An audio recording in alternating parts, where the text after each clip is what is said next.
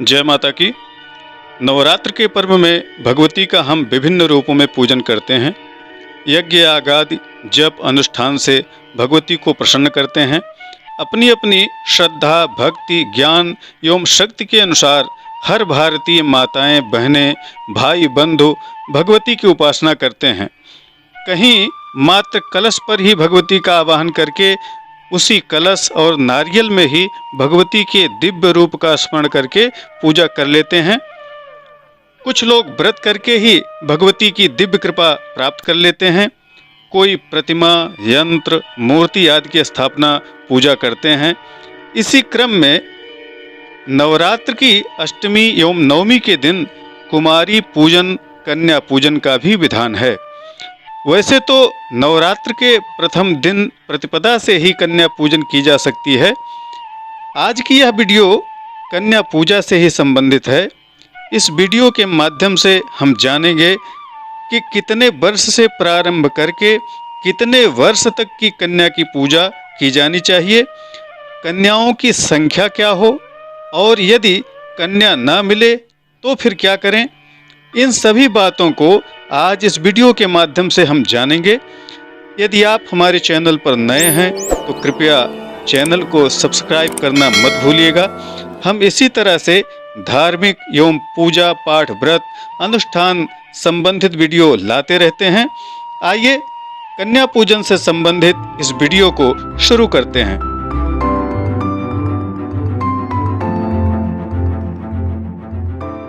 पुनः आपका स्वागत है। भगवती के पूजा के क्रम में उनके जागृत स्वरूप कन्या के पूजन का अत्यधिक महत्व है।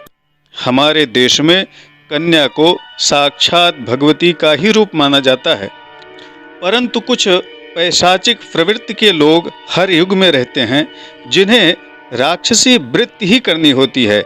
हम ऐसे लोगों के कुत्सित विचारों की निंदा करते हैं। कन्या संतान का पालन पोषण रक्षण हर किसी को करना चाहिए, क्योंकि इन्हीं से परिवार समाज और देश बनता है। हमारे शास्त्रों में कन्या को देवी स्वरूपा पूजा योग्या इसीलिए मानते हैं। सर्वप्रथम हम यह जानेंगे कि कितने वर्ष की कन्या का पूजन करना चाहिए। तो शास्त्रानुसार 2 वर्ष से प्रारंभ कर 10 वर्ष पर्यंत की कन्या के पूजन का विधान है। इसका तात्पर्य यह कदापि नहीं है कि 2 वर्ष से नीचे या 10 वर्ष से ऊपर की कन्या का हमारा शास्त्र अवहेलना कर रहा है। जी नहीं, दरअसल 2 वर्ष से छोटी कन्या अबोध होती है, जिसे चढ़ाए गए द्रव्यों लगाए गए भोग नैवेद्य आदि के रस का पूर्णतः ज्ञान नहीं होता। इसलिए 2 वर्ष से नीचे की कन्या को पूजन में ग्रहण नहीं करना चाहिए।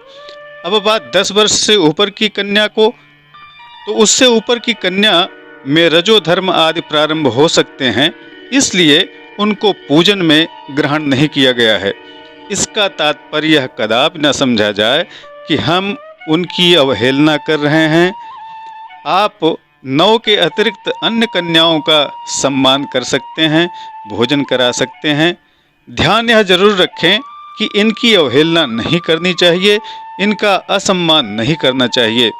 आप इन्हें भोजन कराएं, इन्हें सम्मान दें, लेकिन पूजन में 2 से 10 वर्ष तक की ही कन्या का ग्रहण करें। 9 कन्या के साथ साथ एक बटुक के भी पूजन का विधान है, अर्थात बालक का पूजन भैरव के स्वरूप में करना चाहिए। कहीं कहीं 2 बालकों की पूजा का भी विधान है। एक को बटुक अर्थात भैरव के रूप में एवं दूसरे को लंगूरे अर्थात हनुमान जी के रूप में पूजा की जाती है। इसलिए अपने कुल परंपरा के अनुसार 1 या 2 बटुकों की भी पूजा 9 कन्याओं के साथ करनी चाहिए। कन्या के पूजन में सर्वप्रथम क्रमवार छोटी कन्या से शुरू करके बढ़ते हुए क्रम में बैठाएं और सबसे अंत में बटुक को आसन दें। कन्या में भगवती का ध्यान करके निम्न मंत्र को पढ़ सकते हैं। मंत्राक्षरमयीं देवीं मातृणां रूपधारिणीं नवदुर्गात्मिकां साक्षात् कन्यामावाहयाम्यहम्। इस मंत्र से कन्या में साक्षात भगवती का ध्यान कर उनके चरणों को धोवें, मस्तक में तिलक, अक्षत, पुष्प चढ़ाकर धूप दीप दिखाएं और ये मंत्र बोलें।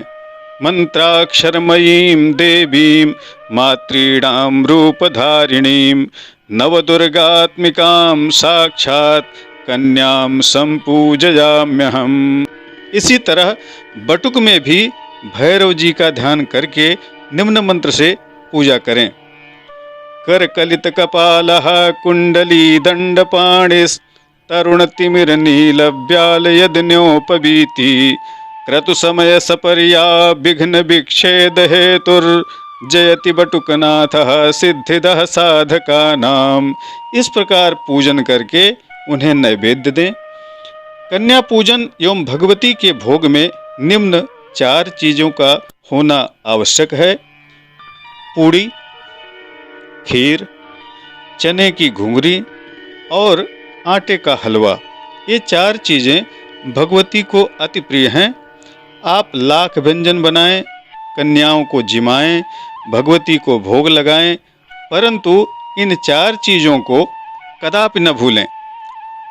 भोजन के बाद कन्या एवं बटुक को अपनी श्रद्धा भक्ति के अनुसार वस्त्राभूषण, फल, मिष्ठान्न, दक्षिणा देकर उनकी परिक्रमा करके प्रणाम करना चाहिए। यहाँ एक बात का यह भी ध्यान दें कि यदि आप 9 दिवस व्रत करते हैं तो कन्या पूजन के इस अन्नमय प्रसाद को ग्रहण नहीं करना चाहिए, क्योंकि कन्या पूजन आप अष्टमी या नवमी में करेंगे और नवरात्र का पारण दशमी में किया जाता है। इसलिए खीर, चना, पूड़ी, हलवा यह सब अन्न हैं। इनका प्रसाद अष्टमी नवमी में उपवास करने वाले को, व्रती को नहीं ग्रहण करना चाहिए। कुछ लोग कहते हैं कि यह तो भगवती का प्रसाद है, इसको लेने में क्या बुराई है। तो नहीं, आप 9 दिवस व्रत कर रहे हैं, आप पारण दशमी में करेंगे, आप प्रसाद के रूप में फल मेवा ले सकते हैं, नहीं तो अन्न ग्रहण से आपका व्रत भंग माना जाएगा। कुछ लोगों का प्रश्न होता है कि हमें कितनी कन्याओं का पूजन करना चाहिए। तो आप 1, 3, 5, 7, 9 इस तरह विषम संख्या में जितना आपका सामर्थ्य हो उतनी कन्याओं का पूजन कर सकते हैं। देवी भागवत के अनुसार नवरात्र पर्यंत नित्य एक कन्या के पूजन का विधान है और इस तरह से करना चाहिए। ऐसा करने से 9 दिन में 9 कन्या पूर्ण हो जाएंगी और प्रतिपदा को 2 वर्ष की कन्या का पूजन, द्वितीया को 3 वर्ष की कन्या का पूजन, तृतीया को 4 वर्ष की कन्या का पूजन, इस तरह बढ़ते क्रम में नवमी को 10 वर्ष की कन्या के पूजन का भी विधान बतलाया गया है।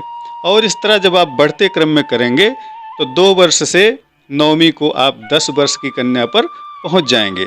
अब अगर स्थित परिस्थिति के अनुसार नव कन्या उपलब्ध नहीं हैं तो 1 या 3 कन्या की पूजा कर लेनी चाहिए।